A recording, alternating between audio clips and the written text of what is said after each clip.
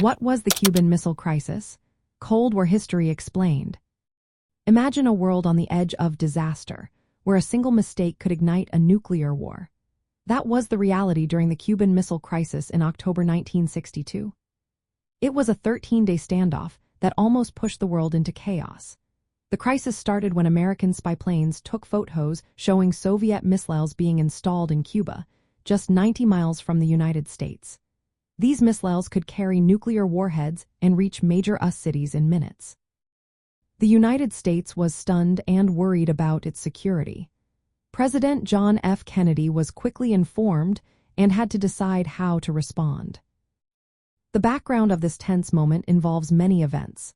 In 1959, Fidel Castro and his rebels overthrew Cuba's government, turning the country communist and aligning with the Soviet Union.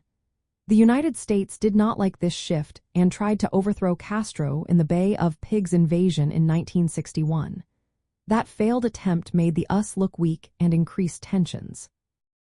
Meanwhile, the Soviet leader Nikita Khrushchev wanted to balance US nuclear power, which was stationed in Turkey and Italy.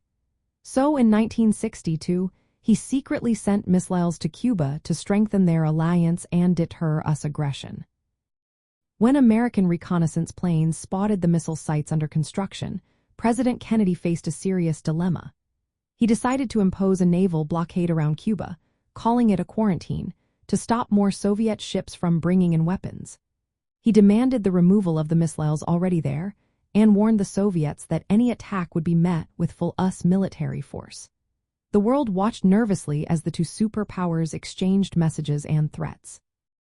Both sides had nuclear weapons ready, and any mistake could have led to nuclear war.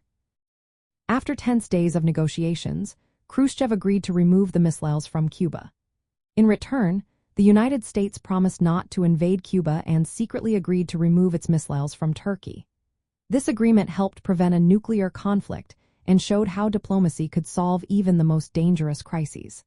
The crisis also led to the creation of the hotline, a direct communication link between Washington and Moscow to avoid misunderstandings in the future.